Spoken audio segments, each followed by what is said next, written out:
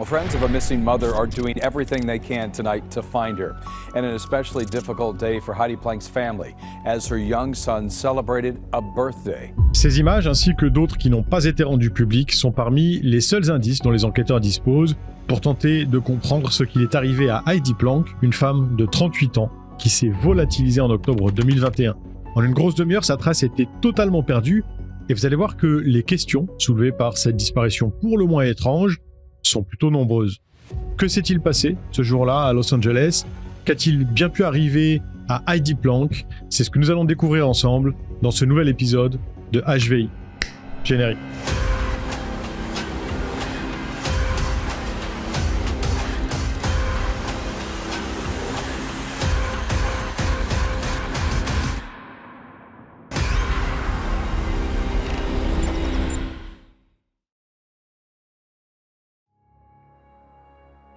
Le moins que l'on puisse dire au sujet de Los Angeles, c'est que c'est une ville qui bouge, parce qu'avec ses plus de 3,7 millions d'habitants, la Cité des Anges est la seconde mégalopole la plus peuplée des États-Unis, juste après New York. Avec une telle concentration de population, la police locale a, comme on peut s'en douter, beaucoup de pain sur la planche parce que, chaque année, un très grand nombre de personnes sont victimes de meurtres ou disparaissent sans laisser de traces. Et c'est malheureusement quelque chose dont Bond Mason Wayne, un enfant de 10 ans, va faire l'expérience indirectement parce que le 20 octobre 2021, sa mère, Heidi Sue Plank, fait preuve d'un comportement tout à fait inhabituel. En effet, conformément au planning de garde partagée établi, elle était censée l'attendre à la sortie de l'école privée dont il est élève, dans le quartier de Westwood, mais à 14h45, elle ne se montre pas. Comme de nombreux autres enfants, Bond vit entre deux maisons parce que ses parents sont séparés. Et ce jour-là, ce n'est pas à son père, James Wayne, alias Jim, de venir le chercher. À 38 ans, Heidi est une mère extrêmement dévouée à son fils unique, on peut même dire que c'est une maman copine. En bref, elle ne lui aurait jamais fait faux bond, encore moins, sans le prévenir qu'elle allait avoir un petit peu de retard ou un empêchement. Jim a été marié avec elle pendant 4 ans, et même s'ils sont divorcés depuis maintenant 9 ans et qu'il a refait sa vie depuis, l'homme de 63 ans connaît bien son ex-épouse. Il comprend tout de suite que quelque chose ne va pas parce que manquer un tel rendez-vous, ça ne lui ressemble pas du tout. De plus, Heidi ne retourne aucun des appels qu'on lui passe et ne répond pas non plus aux messages qu'on lui envoie. Son silence est total et ça n'a rien de rassurant, surtout vu que ça dure apparemment depuis quelques jours. I talked to him on Tuesday night and I said, "Did you not talk to your mom last night?" And he goes, "No, I didn't. I texted her, but she didn't text me back." I said, "Well, did you text her tonight?" He goes, "Yeah, I texted her tonight and she didn't respond to me." And I said, okay. I texted her that night and she didn't respond to me. And I would always get some type of response. Du coup, quand Heidi ne vient pas récupérer Bond à l'école, le mercredi 20 octobre, Jim signale immédiatement sa disparition au LAPD, Los Angeles Police Department, en insistant sur le fait qu'il faut prendre tout ça très au sérieux et débuter des recherches sans perdre une seule seconde. Généralement, quand une personne adulte arrête de donner signe de vie, les autorités se demandent toujours si elle n'aurait pas pu mettre les voiles de façon volontaire, mais ici, ça apparaît particulièrement improbable. D'abord parce que Heidi a discuté avec sa mère, Suzanne, au téléphone très récemment et, durant cet appel, elles avaient planifié son retour au sein du foyer familial à Buffalo, histoire de fêter Thanksgiving ensemble. En plus de ça, l'anniversaire de Bond approche à grands pas parce qu'il va fêter ses 11 ans le 4 novembre et c'est un événement qu'elle ne raterait pour rien au monde. Quand il explique tout ça à la police, Jim est visiblement suffisamment convaincant et il en profite pour leur donner tous les détails qu'il connaît. Les enquêteurs savent maintenant qu'Heidi a un 4x4 Range Rover récent équipé d'un GPS embarqué, mais également plusieurs appareils de la marque Apple qui peuvent, eux aussi, être géolocalisés. On peut donc raisonnablement penser qu'au moins l'un de ces dispositifs pourra permettre d'en savoir plus sur la position actuelle de leur propriétaire. Malheureusement, il n'en est rien, parce qu'il apparaît qu'ils ont tous été désactivés. Celui de la voiture n'aurait en fait apparemment jamais été activé, donc ça n'est pas étonnant. En revanche, concernant l'Apple Watch, le MacBook et l'iPhone d'Heidi, ça n'a rien de logique. En tout cas, étrange ou pas, il est impossible de savoir où elle est par ce biais. Mais Jim n'est pas à court d'idées, parce qu'il se trouve que la mère de son fils est aussi la maîtresse d'un labradoodle qu'elle emmène un petit peu partout avec elle, une information qui intéresse tout de suite l'enquêtrice avec laquelle il parle. I said, "Wait a minute. Maybe the dog's chipped." And she goes, "Yeah, all you'd have to do is find out who her vet is." I was like, That's easy. Si Jim dit que c'est facile, c'est parce qu'il est à peu près convaincu qu'Heidi consulte le même vétérinaire que lui, ce qu'il s'empresse de vérifier en lui passant un coup de fil. And I asked if our dog was chipped. And she goes, yeah, what's the dog's name? And I said, Seven. And she goes, oh yeah, Heidi, yeah, your dog's chipped. Alors, si certains d'entre vous pensent que le fait que le fils de Heidi s'appelle Bond et son chien Seven, c'est peut-être pas une coïncidence, eh ben vous avez raison, parce qu'il se trouve qu'elle adore l'univers de l'agent 007, d'où les références. Et là, c'est sans doute un petit peu plus un hasard, mais bon, les prénoms du père et du fils, ça fait James Bond. Marrant. Bref, après avoir appelé le cabinet vétérinaire, Jim contacte l'entreprise qui s'occupe de la gestion des informations relatives aux puces d'identification implantées aux animaux, et ce qu'on lui répond est pour le moins surprenant, parce que son interlocutrice lui révèle que le chien d'Heidi leur a été déclaré trouvé. Le truc, c'est que le couple qui a récupéré Seven vers 19h ne l'a pas fait aux alentours de chez sa maîtresse, qui vit dans une très belle maison moderne située au 3129 Helms Avenue, mais dans le Hope plus Flower, un luxueux complexe résidentiel récemment construit au 1201 South Hope Street. Les deux lieux sont distants de plus de 13 km et le chien a été découvert errant seul au 28e étage de l'immeuble le 17 octobre. C'est en réalité à cette date qu'Heidi a été aperçue pour la dernière fois. Tout porte à croire qu'absolument rien de tout ça n'est normal parce que ses proches affirment qu'elle n'aurait jamais abandonné son animal de la sorte. La réelle question qui se pose maintenant, c'est de savoir où elle est actuellement. Où est passée Heidi Plank?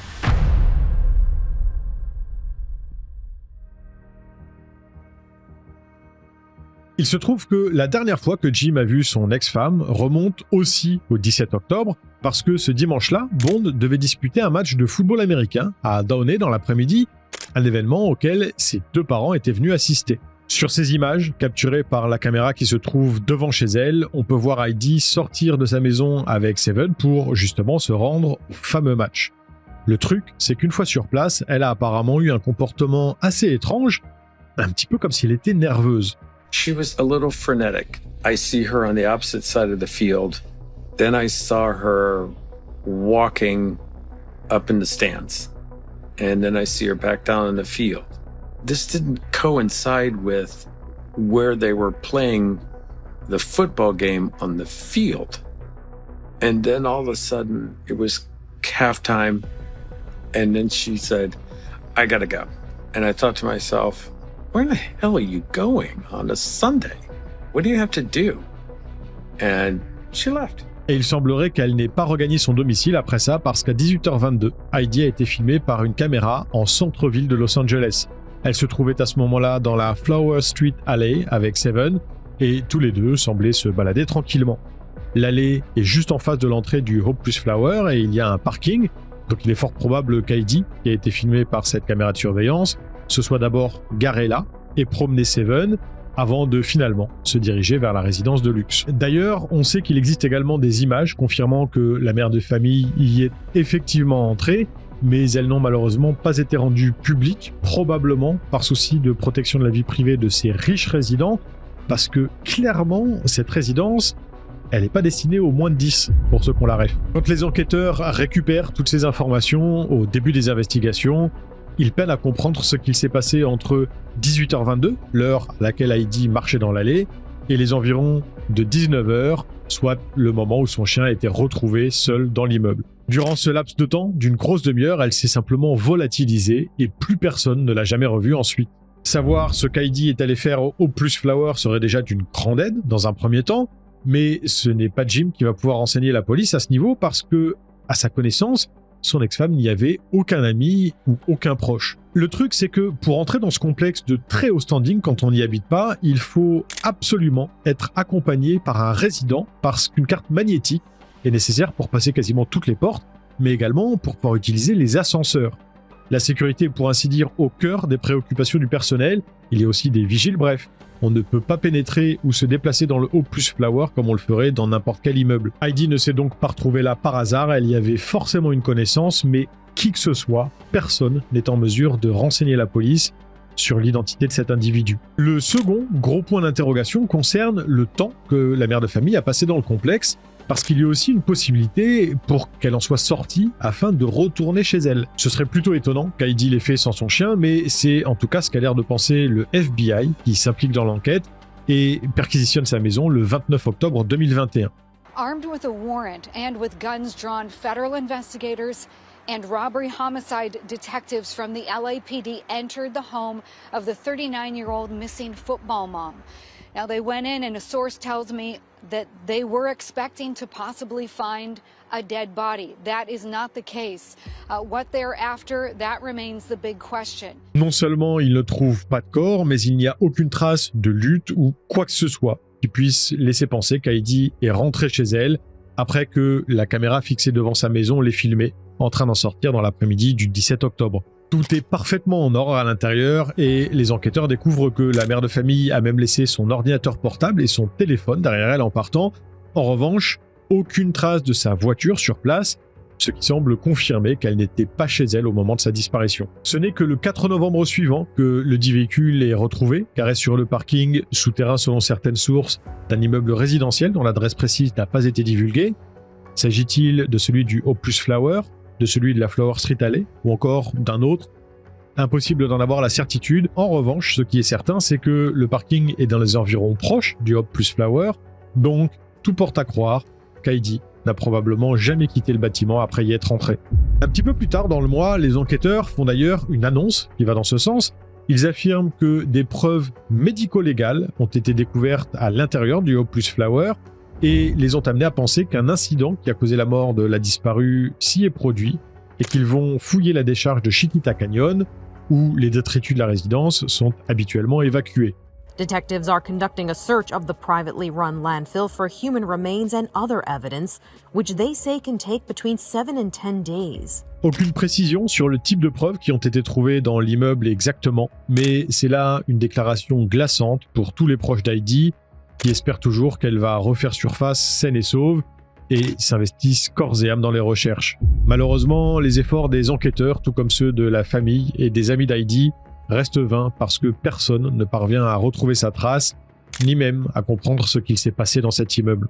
Les fouilles dans la décharge de Chiquita Canyon ne donnent rien non plus et les différentes affiches placardées un petit peu partout à Los Angeles n'ont pour l'instant incité personne à apporter le moindre témoignage. En revanche, Jim, lui, a une petite idée sur l'identité d'une personne qui pourrait avoir des réponses concernant la disparition d'Heidi, et il s'agit de Jason Sugarman, le patron de son ex-femme.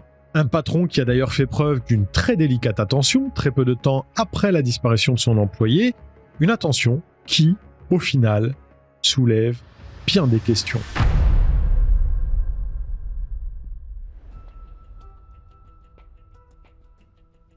We obtained this security tape from outside Heidi's home in Palms a day or two after she was last seen.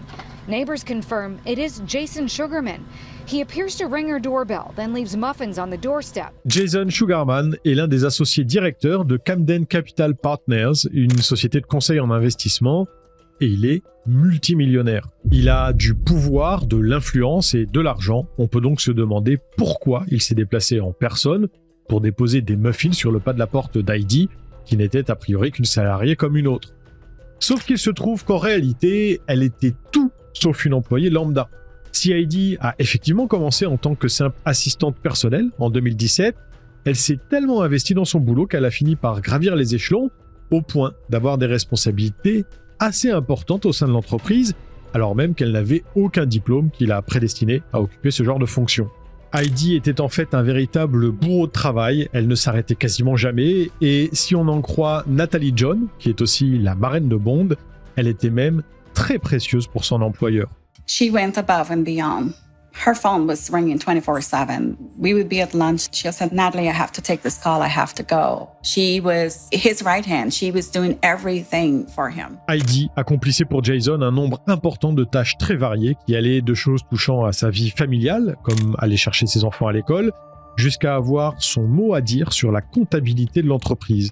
Et selon Jim, c'était d'ailleurs quelque chose qui la mettait assez mal à l'aise depuis un moment. She was extremely worried and I think, quite frankly, scared that she had so much on her plate at work. And when I say that, I'll be a little bit more specific. She was extremely worried about her name on the dotted line for the person for service a process with Internal Revenue. Et en réalité, si elle était inquiète, ça n'était pas sans raison du tout, parce qu'il se trouve qu'en juin 2019, Jason Sugarman, son associé Jason Galanis, ainsi que plusieurs autres personnes, ont été accusés par la SEC d'avoir mis au point un stratagème frauduleux dans le but d'escroquer 43 millions de dollars de fonds de pension, une manœuvre peu glorieuse qui a laissé une tribu autochtone avec 60 millions de dollars de dettes. Pour ceux qui l'ignorent, la SEC, ou Securities and Exchange Commission, c'est une agence fédérale américaine chargée de réglementer et surveiller les marchés des valeurs mobilières afin de protéger les investisseurs. En 2020, Jason Galanis a d'ailleurs été condamné à 189 mois de prison pour avoir pris part à plusieurs escroqueries, dont celle-ci. Du coup, on comprend mieux pourquoi Heidi n'était pas très à l'aise à l'idée de devoir superviser les mouvements financiers de l'entreprise, connaissant les penchants plus que malhonnêtes de ceux qui en étaient à la tête, et en sachant qu'en plus, une enquête fédérale était toujours en cours. Il se trouve d'ailleurs que Jim n'était pas le seul à qui elle avait confié avoir peur, parce qu'elle en avait également parlé à son nouveau petit ami, un cadre de 43 ans, du nom de Naïm Salam. D'ailleurs, quand Heidi a disparu, le couple venait de s'engueuler, et quand l'homme a vu qu'elle ne lui répondait plus, il était persuadé de s'être fait ghoster, jusqu'à ce qu'on lui annonce la triste nouvelle. Quoi qu'il en soit, effrayée ou pas, l'assistante de Jason avait tout de même l'air de tirer profit de la situation, parce que même si elle était déclarée en tant que comptable de la société, et qu'elle avait un salaire plutôt confortable de 145 000 $ par an, sa maison à elle seule était proposée à la vente à 1,7 million de dollars en 2019. Le prix de son loyer devait donc en théorie être assez élevé, trop élevé même, par rapport à ce qu'Heidi gagnait. Il en va de même pour la valeur de son véhicule, un 4x4 Range Rover de 2017 qui coûtait dans les 90 000 $, ou encore le coût des nombreux voyages qu'elle s'offrait très régulièrement selon les dires de son ex-mari. Au moment de sa disparition, l'adresse de la maison de la mère de famille était d'ailleurs listée comme étant celle du siège social de Camden Capital Partners. En gros, soit elle vivait largement au-dessus de ses moyens, soit Jason la faisait parfois profiter sous la table d'une partie des bénéfices acquis par sa société, obtenus de manière légale ou pas. Tout indique qu'il devait donc faire confiance à Heidi et même qu'ils étaient très proches, au sens professionnel du terme au moins. Pourtant, quand il a appris qu'elle avait été portée disparue, il n'a, semble-t-il, pas été très affecté. Quand Jim a eu Jason au téléphone à ce sujet, l'homme d'affaires n'a fait preuve d'aucune compassion et la seule chose qu'il a dite, sans détour, c'est qu'il tenait absolument à récupérer l'ordinateur de l'entreprise qui se trouvait chez Heidi. Du coup, s'il savait déjà pour sa disparition quand il est passé déposer des muffins chez elle, on est en droit de se demander le but de la manœuvre, parce que si tu veux faire un geste sincère dans ce cas, il y a peut-être plus pertinent à faire que de laisser de la nourriture sur le palier de la maison d'une personne disparue, non ? Et s'il l'ignorait, comme dit précédemment, on peut se demander pourquoi un patron multimillionnaire pourrait bien vouloir venir déposer des muffins sur le pas de la porte de son employé. C'était Heidi, l'assistante, et pas l'inverse. Mais de toute façon, tout porte à croire qu'il était déjà au courant. Sinon, pourquoi aurait-il laissé la porte de sa voiture ouverte avant de venir sonner, sans même attendre 1 minute avant de repartir ? Ça ressemble quand même beaucoup au genre d'attitude qu'on a quand on passe chez quelqu'un en sachant très bien qu'il ou qu'elle n'est pas là. La caméra qui a capturé ces images étant parfaitement visible, Jason se savait filmer. Alors, le but de la manœuvre, finalement, est-ce que ça n'aurait pas pu être de se montrer sous un beau jour, histoire de pouvoir se forger une stratégie de défense, voire même un alibi par la suite ?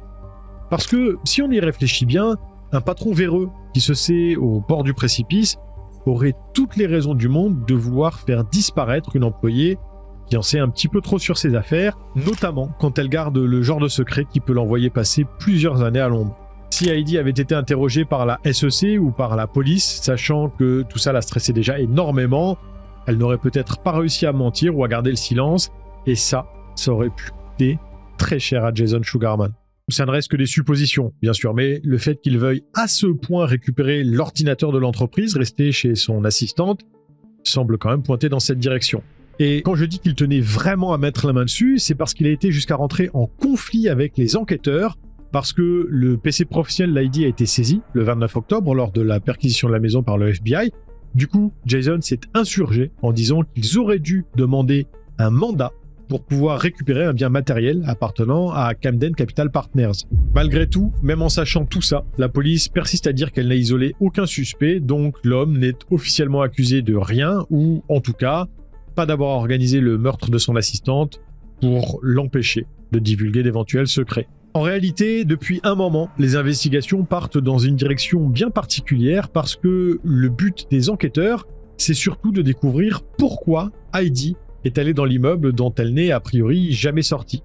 Mais tout ça prend du temps et les semaines passent, laissant les proches de la disparue dans le flou, avec un espoir de la retrouver qui s'amincit de plus en plus, même s'ils continuent de tout faire pour que personne n'oublie l'affaire, comme par exemple cette conférence de presse organisée par Jim environ 6 semaines après la disparition. We need the public to understand we still need a little bit of help.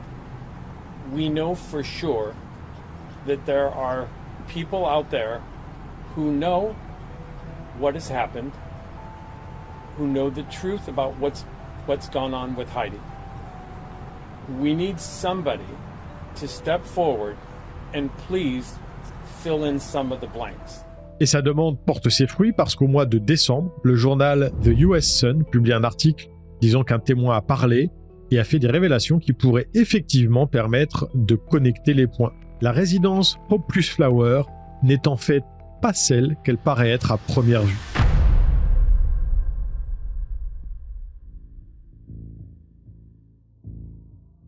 Il semblerait que malgré son apparence luxueuse et ses prestations de très haut standing, le Hope Plus Flowers n'était en réalité pas un endroit où il lui faisait si bon vivre que ça, ou en tout cas, pas pour tout le monde. Si on en croit le témoignage d'une ancienne habitante de l'immeuble, l'endroit était truffé de jeunes riches, du genre branchés et instagrammables, qui passaient leur temps à organiser des soirées sur fond d'alcool et de drogue.